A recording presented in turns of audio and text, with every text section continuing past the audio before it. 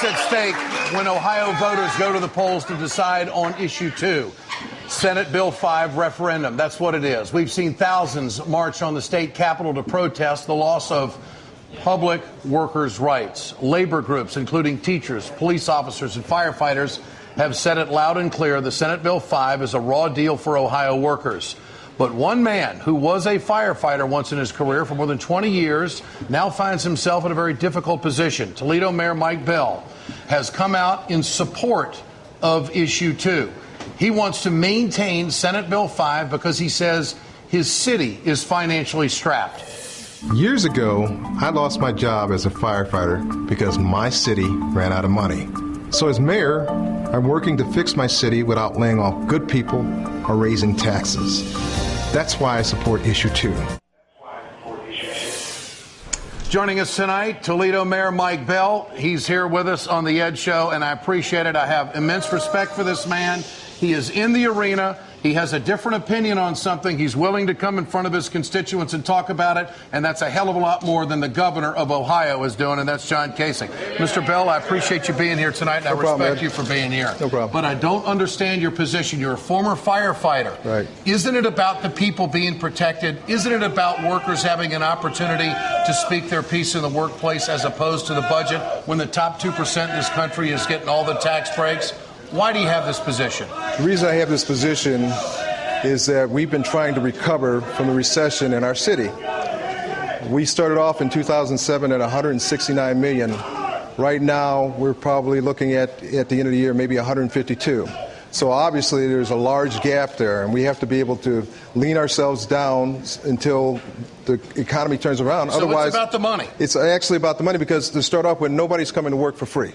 And so we need to be able to do whatever is necessary so that our city survives.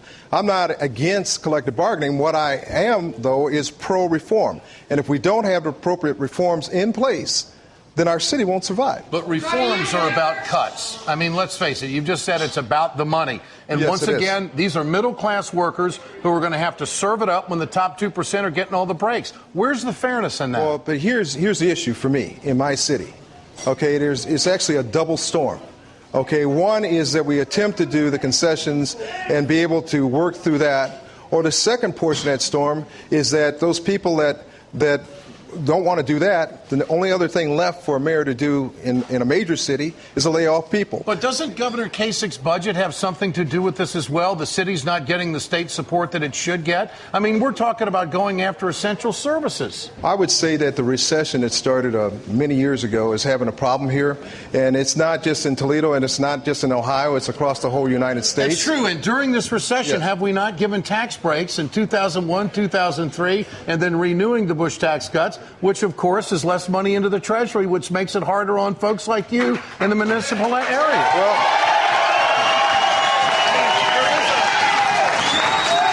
there is a financial trickle-down to this. But here is the bottom line for me is I can't spend money I don't have. And so in this state of Ohio, the city of Toledo is required to have a balanced budget by March 31st. And so I have two choices. I lean through concessions, our expenses down, or I lay a bunch of people off. Those are the two choices. It's not if or it's one or the other. And so in this case, because it's bad. But you won't go after the wealthy. I'm just a mayor of a city. I can't go after the wealthy. Okay. Okay. So why would you side with a governor that is not willing to go after the corporations that don't pay their fair share? This isn't about siding with the governor, not siding with the governor. This is about trying to survive, have our city here survive.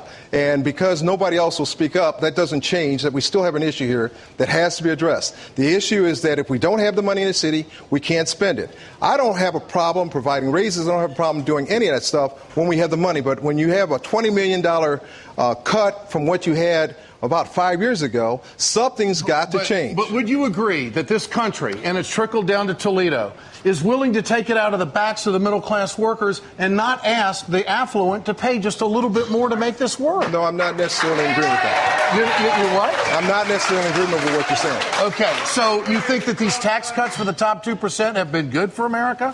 What I think, for me, is that, once again, in Toledo, we have had a drop in a lot of different industries that have caused problems for us here. Okay. And so what I'm dealing with is the issue of Toledo and how do we make Toledo and Northwest Ohio well, it's survive. not only Toledo, though. You're supporting a measure that wants to take away the rights of workers all throughout But what I'm dealing with is how do I pay the bills, okay? I mean, when the yelling and screaming and all that is over, we still have to be able to pay the bills. So you need the state to pass a referendum to run your city financially? Well, what do you do? And I'll throw it back at you. What do you do when people say no? I know what I do. No, but we've had this already. I've already had it. We started off with a $40 million deficit.